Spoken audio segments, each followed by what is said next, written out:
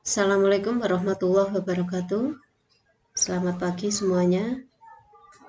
Kita akan belajar ekonomi di kelas 11, bab 2, pertumbuhan dan pembangunan ekonomi. Kita akan belajar bersama perlahan-lahan. Semoga ilmu kita bermanfaat, baik di kehidupan sehari-hari juga di masa mendatang. Khusus akan mengawali di materi bab 2 pertumbuhan dan pembangunan ekonomi. Kalian bisa lihat salah satu PowerPoint yang khusus tampilkan. Di situ ada sebuah gambar pasar modern ya, dimana kita akan pelajari bahwa salah satu indikator kemajuan perekonomian suatu bangsa diantaranya ditandai dengan pertumbuhan ekonomi yang dinamis. Pertumbuhan dalam pengertian ini tentu berbeda dengan pertumbuhan pada hewan ataupun tumbuhan. Pembangunan yang dilakukan oleh pemerintah memang salah satunya untuk mencapai pertumbuhan ekonomi yang stabil. Kehidupan ekonomi dan politik yang stabil serta tercapainya kesejahteraan masyarakat menjadi tujuan akhir pertumbuhan ekonomi. Pertumbuhan ekonomi ditandai dengan naiknya output per kapita dalam jangka panjang atau perubahan tingkat kegiatan ekonomi yang terjadi dari tahun ke tahun. Dari pernyataan kalimat ini khusus akan pahami bersama-sama di mana yang dimaksud dengan pertumbuhan ekonomi yang dinamis.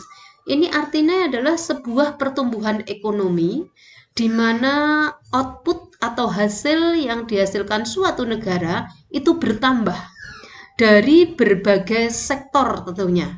Ada sektor pertanian, ada sektor perikanan, ada sektor perkebunan, ada sektor-sektor baik migas ataupun non-migas yang lainnya. Ini mengalami pertumbuhan yang dinamis, pertumbuhan yang stabil, gitu ya. Artinya naik terus, bertambah terus. Ini dikatakan tumbuh.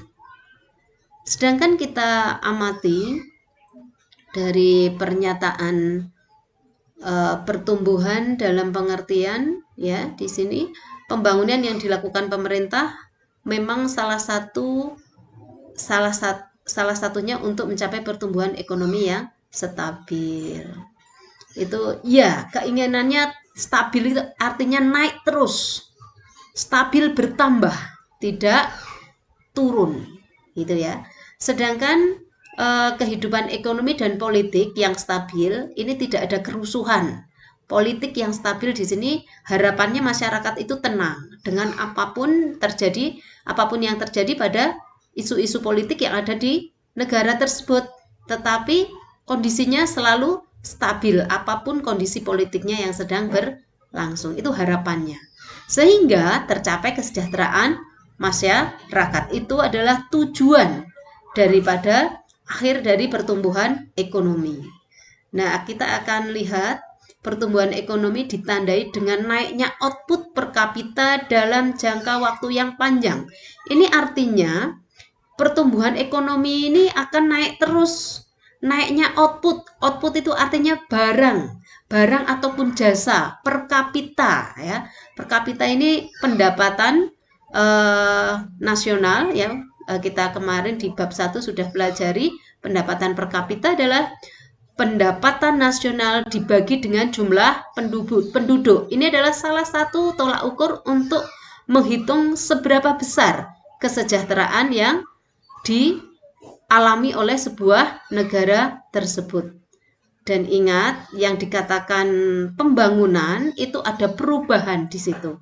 Tidak hanya tumbuh saja, tidak hanya bertambah saja, tetapi ada perubahan. Perubahan di dalam ilmu ekonomi adalah perubahan baik tingkat pendapatan ataupun tingkat kesejahteraan. Ini yang mungkin kalian langsung bisa amati adalah jalan-jalan yang tadinya masih tanah, kemudian sudah berubah menjadi aspal. Awalnya jembatan itu masih berupa bambu, kemudian sudah bisa dilewati oleh motor ataupun mobil. Ini adalah perubahan-perubahan struktur yang sangat bisa dilihat dan dirasakan oleh masyarakat. Kita lanjutkan. Kita akan belajar atau mempelajari pengertian pertumbuhan ekonomi, teori pertumbuhan ekonomi, dan pembangunan ekonomi, serta faktor-faktor pertumbuhan ekonomi. Yang pertama adalah pertumbuhan ekonomi dalam bahasa Inggris. Boleh ya, ini istilah diistilahkan dengan economic growth, yang berarti proses naiknya output. Saya katakan output, semuanya semoga paham. Dikatakan output ini adalah barang. Kalau dikatakan per kapita berarti naiknya output per kapita setiap tahun dalam hitungan pendapatan nasional dibagi dengan jumlah penduduk, itu harapannya naik terus, tumbuh, bertambah dalam jangka waktu panjang. Dalam jangka waktu panjang artinya lebih dari 1 tahun, atau perubahan tingkat kegiatan ekonomi yang terjadi dari tahun ke tahun. Ya. Dalam praktek yang menjadi tolak ukur pertumbuhan ekonomi adalah GNP dan GDP. Masih ingat ya, di bab 1 kemarin kita sudah bahas tentang Gross National Product, di mana GNP ini adalah pendapatan masyarakat baik barang dan jasa berdasarkan kewarganegaraan itu sendiri, termasuk warga negara asing, termasuk warga negara yang berada di luar negeri. Jadi untuk GNP di sini ini adalah pendapatan barang dan jasa yang dihasilkan masyarakat suatu negara berdasarkan kewarganegaraan, termasuk warga negara yang berada di luar negeri. Jadi ini berdasarkan kewarganegaraan ya. Kemudian perhitungan yang kedua, masih ingat ya, ini GDP. GDP adalah pendapatan masyarakat suatu negara baik barang dan jasa yang dihasilkan berdasarkan wilayah. Kalau GDP berdasarkan wilayah, termasuk warga negara asing yang berada di dalamnya. Semoga masih ingat, karena untuk ekonomi ini nyambung terus ya. Kita masih melihat GNP mengukur output produksi perekonomian nasional yang dimiliki oleh warga negara sendiri, baik yang di dalam negeri maupun yang di luar negeri. Nah, ini semoga dari pemahaman ini kalian paham bahwa GNP ini adalah perhitungan bersih warga negara suatu negara, warga negara kita sendiri. Misalnya Indonesia ya WNI saja. Adapun GDP atau PDB ini untuk mengukur output produksi yang ada di dalam negeri. Ini tidak dipandang apakah produksi itu dihasilkan oleh orang asing atau bangsa sendiri. Yang penting lokasinya atau wilayahnya di dalam negeri. Nah, ini disampaikan lagi ya, semoga kalian masih ingat. Yang penting lokasinya di dalam negeri atau domestik. Salah satu variabel yang penting diketahui dalam memahami kinerja suatu perekonomian adalah pertumbuhan ekonomi yang biasa dinyatakan dalam persen per tahun.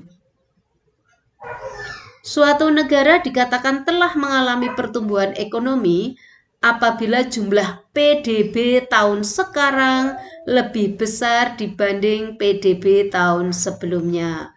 Boleh ya, ini kalau menghitungnya menggunakan PDB bisa. Cuma ingat ya, kalau di dalam perhitungan PDB kan masih ada pendapatan warga negara asing.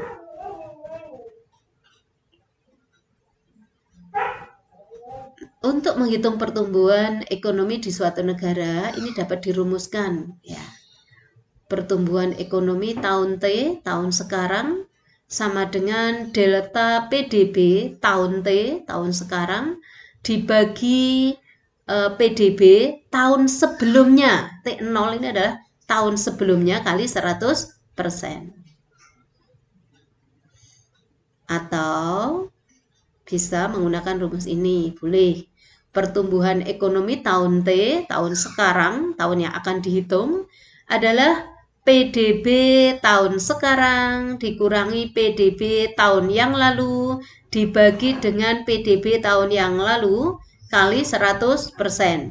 Khusus bisa contohkan pertumbuhan ekonomi tahun 2020 sama dengan berarti PDB T-nya itu tahun 2020 dikurangi PDB tahun 2019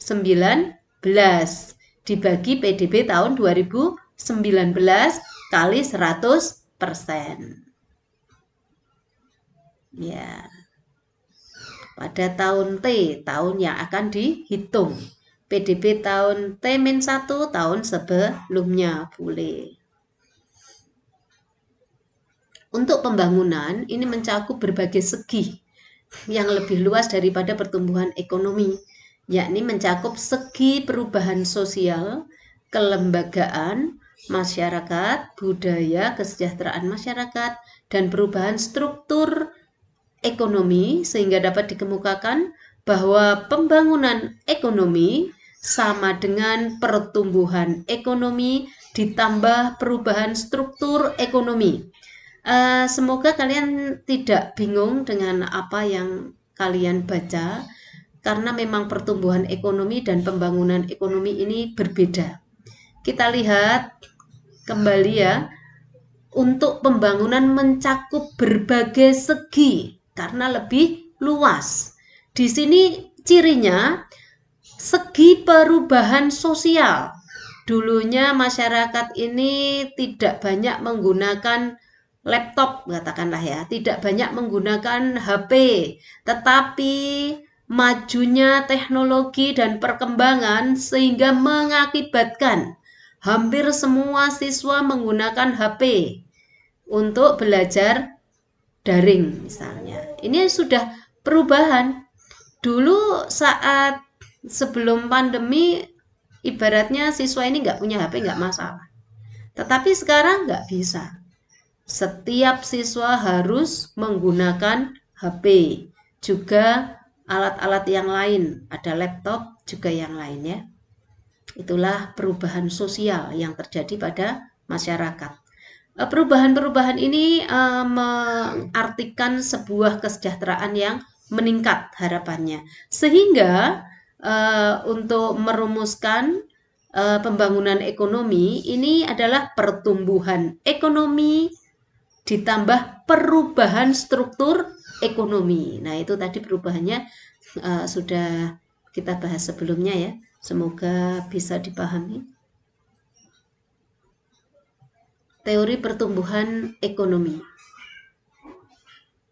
Kita belajar menengok ke sejarah ya. Teori pertumbuhan ekonomi ini sejarahnya dari Frederick List tahun 1789 sampai 1846. Ini menurut Frederick List tahap 1 adalah masa berburu dan mengembara. Tahap kedua masa beternak dan bertani.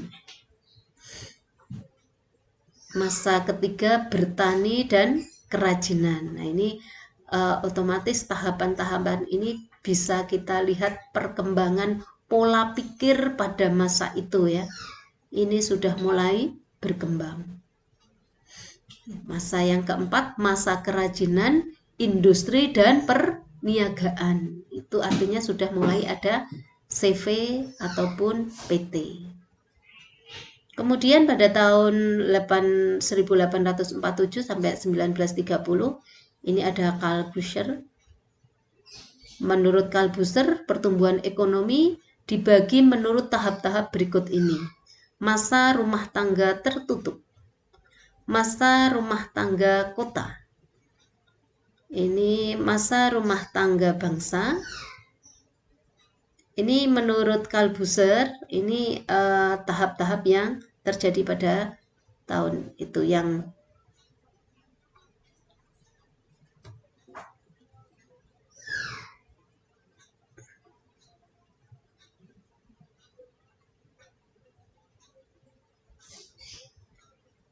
Kita lanjutkan. Werner Sombat di sini memberikan penjelasan bahwa pertumbuhan ekonomi terbagi menjadi 4 tahap. Tahap yang pertama adalah prakapitalisme. Sebelum ada modal ya, pra. Kemudian yang kedua kapitalis madya. Ini modalnya sudah mulai ada tapi belum banyak. Kemudian kapitalis raya, ini modalnya mungkin lebih banyak daripada yang madya. Kemudian yang keempat adalah kapitalis akhir, spot kapitalismus. Oke, kita lanjutkan. Yang keempat adalah Wittmann-Rostow menguraikan pertumbuhan ekonomi ke dalam beberapa tahap atau masa sebagai berikut. Masa tradisional, prasyarat untuk lepas landas. Yang keempat adalah perekonomian yang matang. Yang kelima adalah konsumsi yang tinggi. Kita lanjutkan. Masih teori pertumbuhan ekonomi klasik ya. Diawali dengan Adam Smith.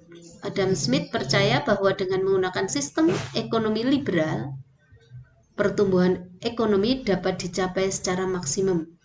Sistem ekonomi liberal tentunya kalian sudah pelajari dulu di kelas 10 ya. Ini sudah mempelajari beberapa sistem. Lah menurut Adam Smith, sistem ekonomi liberal atau bebas ini pertumbuhan ekonomi dapat dicapai secara maksimum. Pertumbuhan ekonomi bisa dicapai dengan melibatkan 2 unsur, yaitu pertumbuhan penduduk, pertumbuhan output total. Yang berikutnya setelah Adam Smith adalah David Ricardo dan T.R. Malthus. Menurut David Ricardo berpendapat bahwa pertumbuhan penduduk yang terlalu besar hingga 2 kali lipat bisa menyebabkan melimpahnya tenaga kerja.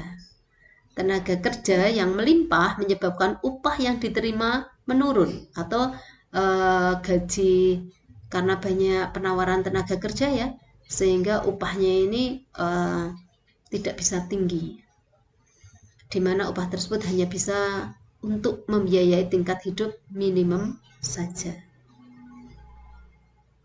Menurut Thomas Robert Malthus, sependapat dengan David Ricardo dan mengemukakan bahwa bahan makanan bertambah menurut deret hitung dan 1, 2, 3, 4, 5 dan seterusnya, sedangkan penduduk bertambah menurut deret ukur 1, 2, 4, 8, 16 dan seterusnya. Teori pertumbuhan ekonomi neoklasik ini diawali dengan Robert Solow. Robert Solow berpendapat bahwa pertumbuhan ekonomi akan tercapai jika ada pertumbuhan output, jika ada pertumbuhan barang ataupun jasa. Di dalam memproduksi output, faktor modal dan tenaga kerja bisa dikombinasikan dalam berbagai model kombinasi.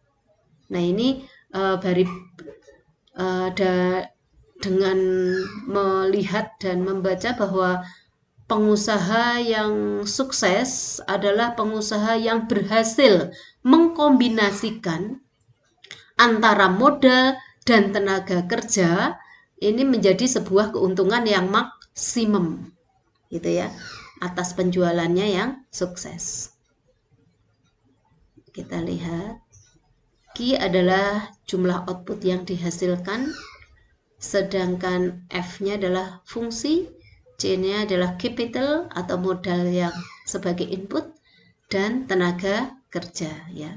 Kombinasi 2 ini kalau bisa mengkombinasikan secara efektif dan efisien, maka akan mendapatkan hasil yang maksimal, tentunya dengan keberhasilan di dalam pemasaran produk.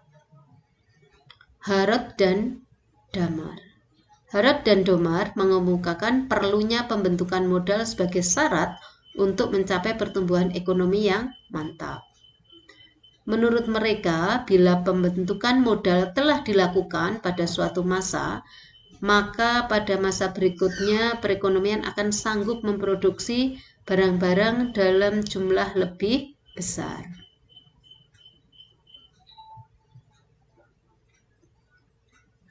Bahkan pengaruh tabungan dan investasi terhadap pertumbuhan ekonomi. Jika savingnya ini tinggi, ada kemungkinan investasinya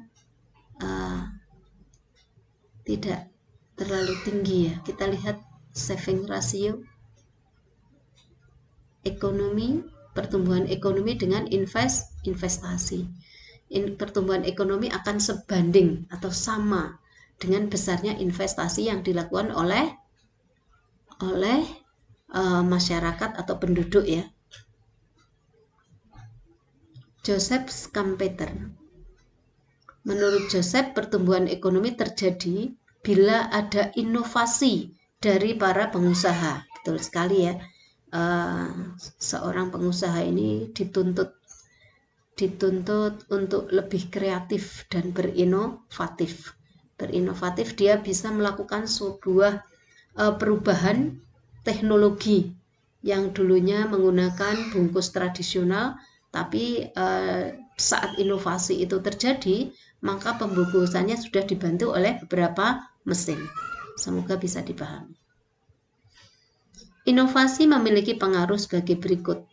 Diperkenalkannya teknologi baru, ya, menimbulkan keuntungan yang lebih tinggi karena lebih menarik sehingga omset penjualannya lebih meningkat.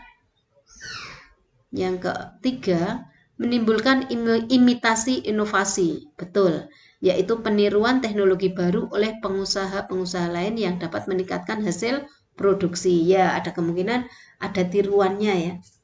Ada kemungkinan ada tiruan yang lain sehingga muncul produk-produk imitasi atau pesaing.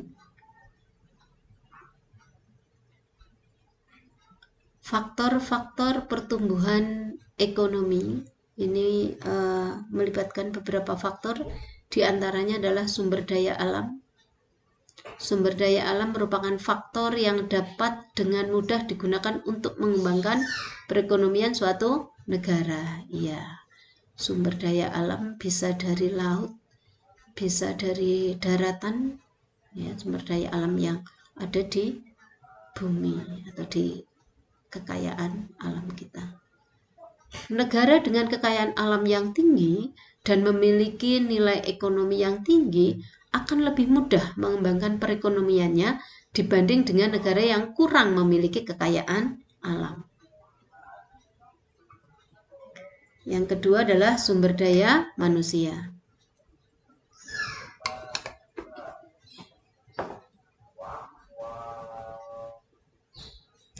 Sumber daya manusia juga salah satu faktor yang penting untuk mempengaruhi laju pertumbuhan ekonomi suatu negara. Dengan sumber daya manusia yang handal, yang berkualitas, yang rajin dan tidak bermalas-malasan, maka laju pertumbuhan ekonomi itu pasti akan lebih tumbuh, lebih tinggi. Kemudian ilmu pengetahuan juga tidak kalah penting yang dimiliki oleh tenaga kerja dan penduduk yang mampu meningkatkan produktivitas yang tinggi. Ya, ilmu pengetahuan sangat penting. Selanjutnya tingkat produksi akan bertambah tinggi. Setelah SDA, SDM, yang ketiga adalah modal. Apabila suatu negara ingin meningkatkan pertumbuhan ekonomi dan pembangunan ekonomi, tentu memerlukan modal, baik modal barang ataupun modal uang. Bagi negara berkembang seperti Indonesia, jumlah modal yang terbatas menjadi masalah. Di negara berkembang, tingkat pembentukan modal yang rendah disebabkan oleh kemampuan menabung yang rendah. Kemampuan menabung yang rendah disebabkan rendahnya pendapatan. Betul sekali ya. Kalau pendapatannya itu sudah rendah, jangankan untuk menabung, katakanlah untuk kehidupan sehari-hari saja, katakanlah pas-pasan. Bagaimana bisa menabung? Itu bagi yang pas-pasan ya. Tapi ada kalanya penduduk ini tidak semuanya pas-pasan, tentunya pasti ada yang mampu memiliki modal yang lebih. Yang keempat adalah teknologi. Teknologi yang dikuasai suatu negara turut mempengaruhi perkembangan perekonomian negara. Semakin tinggi tingkat teknologi yang dikuasai suatu negara akan mempermudah negara yang bersangkutan dalam mengolah sumber daya alam yang dimiliki dalam rangka meningkatkan pertumbuhan dan pembangunan ekonomi. Salah satu indikator ya kita bahas selanjutnya adalah pertumbuhan ekonomi dan pembangunan ekonomi. Salah satu indikator keberhasilan pembangunan ekonomi adalah dapat melakukan usaha mengurangi kemiskinan, pengangguran, dan kesenjangan. Nah, ini sudah dikatakan perubahan struktur ya, sehingga indikator keberhasilan pembangunan ekonomi ini indikatornya ini. Kalau tingkat kemiskinannya itu sudah berkurang atau bahkan nyaris tidak ada katakanlah, juga tidak ada pengangguran, juga tidak ada kesenjangan, wah ini pasti berhasil pembangunan ekonomi. Tetapi pada kenyataannya bagaimana?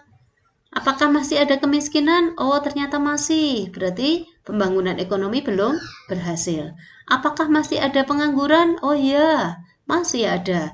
Di kanan kiri kita, di beberapa orang yang kita jumpai, apalagi yang di jalanan ya dengan usia produktif, dia belum mempunyai pekerjaan. Ini pastinya ada kesenjangan. Ini dikatakan pembangunan itu belum berhasil. Dengan demikian, pembangunan ekonomi tidak hanya menyangkut bagaimana mengurangi tingkat pengangguran dan kesenjangan pendapatan antara si kaya dan si miskin, tetapi pendapatan per kapita naik, tetapi masih banyak yang kehidupan ekonominya di bawah garis kemiskinan dan masih banyak ke pengangguran, sehingga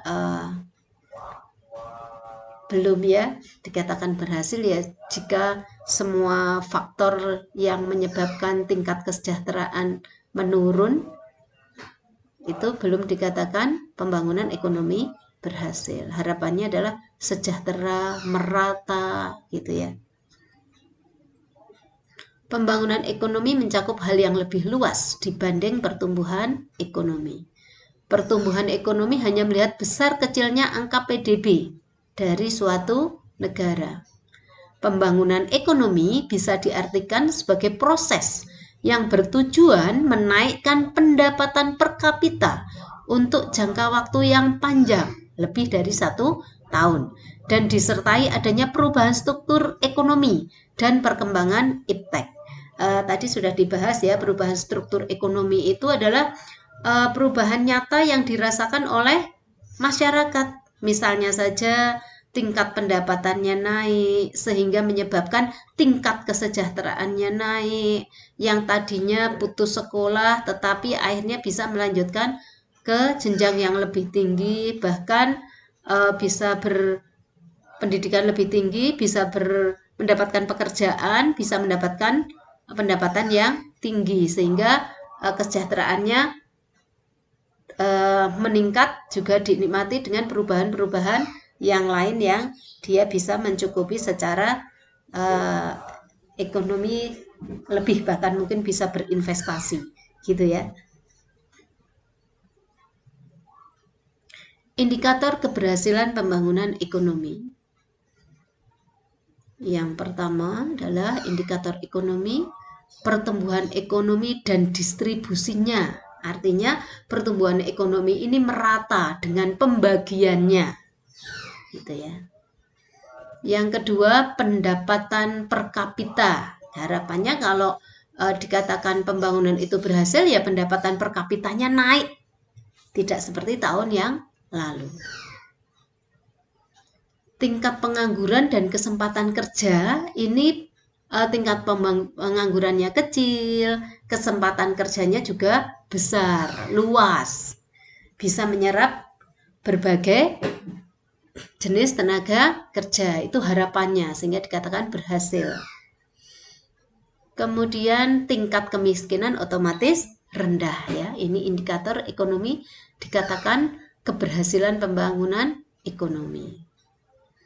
Nah, otomatis kalau tingkat penganggurannya rendah, kesempatan kerjanya luas, tingkat kemiskinannya rendah, otomatis stabilitas ekonomi itu akan stabil. Tidak ada tingkat kriminalitas pasti akan rendah pula. Sehingga dikatakan stabil. Harga tidak naik turun, tidak, tetapi stabil. Kalaupun naik hanya sedikit sekali, tidak sampai masyarakat ini terlalu berat, gitu ya. Kemudian tadi indikator ekonomi. Yang kedua adalah indikator non-ekonomi. Ini juga tidak kalah penting. Apa saja indikator non-ekonomi? Ini adalah indeks kualitas hidup. Seberapa kualitas hidup kita? Apakah kita sudah menjalankan pola hidup yang sehat, pola menu makan yang seimbang? Nah, itu kita bisa sambil mawas diri ya. Jika kita memang kurang berkualitas, saya yakin kita bisa bersama-sama saling mengingatkan untuk berusaha meningkatkan kualitas hidup kita. Bisa berolahraga secara rutin, bisa memilih menu makanan yang lebih sehat, gitu ya. PQLI adalah indeks non-ekonomi yang merupakan kombinasi dari 3 indikator. Yang pertama adalah kematian bayi, usia harapan hidup mulai umur 1 tahun sampai 3. Kemudian yang ketiga adalah tingkat melek ya, huruf ya, buta huruf. Buta hurufnya ini harapannya sudah tidak ada lagi, semua sudah bisa bersekolah gitu ya. Kemudian yang kedua adalah indeks pembangunan manusia. Harapannya umurnya panjang, tingkat pendidikannya tinggi, standar hidupnya juga standar hidup yang layak. Masalah-masalah pembangunan ekonomi di negara berkembang. Yang pertama adalah tingginya jumlah pengangguran. Ini banyak faktor ya, kenapa terjadi pengangguran. Bisa jadi karena jumlah tenaga kerja dan kesempatan kerjanya tidak seimbang. Atau kesempatan kerja dengan jurusan yang dimiliki, skillnya yang dimiliki tidak sama. Ini jadi faktor dari tingginya jumlah pengangguran ini banyak sekali penyebabnya ya. Kemudian yang kedua, tingginya biaya produksi. Kenapa kok tinggi biaya produksi? Ada kemungkinan barang yang bahan-bahan sumber daya yang digunakan ini masih sedikit sehingga biayanya tinggi. Atau cara mengolahnya, teknologinya masih sederhana sehingga jumlah yang dihasilkan tidak bisa banyak atau kualitasnya masih rendah. Jadi faktor-faktor tingginya biaya produksi ini juga bisa dimunculkan dari berbagai penyebab. Ada kemungkinan modalnya juga sedikit sehingga dia tidak bisa membeli dalam partai yang besar. Kalau pembeliannya ini dalam partai yang kecil, maka harganya pastinya lebih mahal. Jadi faktor tingginya biaya produksi ini bisa disebabkan oleh beberapa hal. Yang ketiga adalah keputusan pemerintah yang kurang tepat, ini juga bisa jadi. Yang keempat, bahan kebutuhan pokok masih langka, ini juga bisa. Ini adalah masalah ya, masalah-masalah pembangunan di negara berkembang. Suku bunga perbankan terlalu tinggi ya.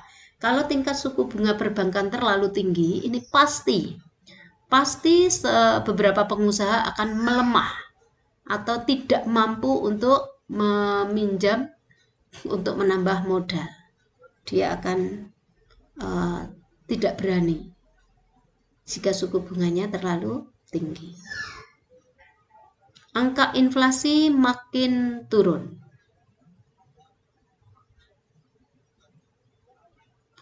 maaf ya, angka inflasi makin tinggi ya. Angka inflasi makin tinggi ini juga salah satu masalah pembangunan ekonomi di negara yang berkembang. Kalau harganya itu naik terus, ini jelas masalah yang terjadi di masyarakat dan sangat meresahkan. Tidak ada masyarakat yang menginginkan harga itu selalu naik. Dia pengennya stabil, tetapi untuk mewujudkan kestabilannya ini yang tidak mudah ya. Banyak faktor yang mempengaruhi. Kemudian korupsi dan inefisiensi ekonomi ini juga berpengaruh atau menjadikan masalah bagi pembangunan ekonomi. Penyempitan infrastruktur, ya ini fasilitas-fasilitas yang digunakan secara umum ini tidak luas, sempit. Nah ini juga masalah bagi pembangunan di negara berkembang. Yang kesembilan adalah ketidakmampuan pengembangan SDM dan penguasaan iptek. Ya, ada 9 ya. Kita lihat ada 9 masalah pembangunan ekonomi di negara berkembang. Semoga negara kita bisa mengatasi permasalahan-permasalahan yang terjadi di negara kita. Kebijakan dan strategi pembangunan. Program bantuan pemerintah untuk membangun kesejahteraan rakyat. Ya, kalau sekarang BPJS ya. Kalau dulu Jamkesmas. Sekarang BPJS, kartu sehat gitu ya. Ini contohnya nggak apa-apa. Kebijakan pemerintah dalam pembangunan ekonomi di bidang kesehatan yang sangat-sangat dibutuhkan saat pandemi ini. Masyarakat, pemerintah betul-betul memperhatikan di bidang kesehatan. Kebijakan pemerintah dalam pembangunan ekonomi di bidang pendidikan juga, tidak hanya kesehatan, tetapi bidang pendidikan juga. Ada beberapa bantuan yang diberikan, termasuk pulsa untuk siswa ya. Ya, bantuan operasional sekolah atau BOS ya. Ini seperti kalian terima pulsa itu juga lewat BOS ya. Ya, program nasional pemberdayaan masyarakat yang mandiri. Kebijakan pemerintah dalam pembangunan ekonomi bidang penanggulangan kemiskinan. Ada beberapa UMKM yang dibantu oleh pemerintah, baik itu alat ataupun modal yang lain. Strategi dan kebijakan pembangunan ekonomi Indonesia terlihat dalam rencana pembangunan jangka panjang dan rencana jangka menengah berikut ini. Rencana pembangunan jangka panjang ini 2005 sampai 2025 ya. Ini kita lihat apa rencana jangka panjang pemerintah. Visi tujuannya adalah pembangunan nasional. Pembangunan ya ini. Berarti nanti harapannya ada perubahan-perubahan di situ. Kalau kita lihat di beberapa jalan sudah banyak. Ada jalan yang di atas, di bawah, jembatan kuat, kemudian jalannya semakin lebar. Itu kayaknya sudah mulai terbukti ya, pembangunan nasional kita ini memang sudah mulai ada. Indonesia yang maju dan mandiri, adil dan demokratis, serta aman dan bersatu dalam wadah negara NKRI. Nah, misinya ini, misi kalian juga bisa membaca, khusus akan membacakan sedikit saja, tidak semuanya. Misi pembangunan nasional mewujudkan masyarakat yang berakhlak mulia, beretika, berbudaya, dan beradab berdasarkan falsafah Pancasila. Ini harapannya ya, semoga kalian menjadi masyarakat yang berakhlak mulia, beretika, dan berbudaya. Mewujudkan bangsa yang berdaya saing, mewujudkan masyarakat yang demokratis, berlandaskan hukum, mewujudkan masyarakat yang aman, damai, dan bersatu, mewujudkan pemerataan pembangunan dan berkeadilan. Yang keenam, mewujudkan Indonesia asri dan lestari. Yang ketujuh, mewujudkan Indonesia menjadi negara kepulauan yang mandiri, maju, kuat, dan berbasiskan kepentingan nasional. Kedelapan, mewujudkan Indonesia berperan penting dalam pergaulan dunia internasional. Bagaimana rencana pembangunan jangka menengah? Kita lihat visinya, terwujudnya Indonesia yang sejahtera, demokratis, dan berkeadilan.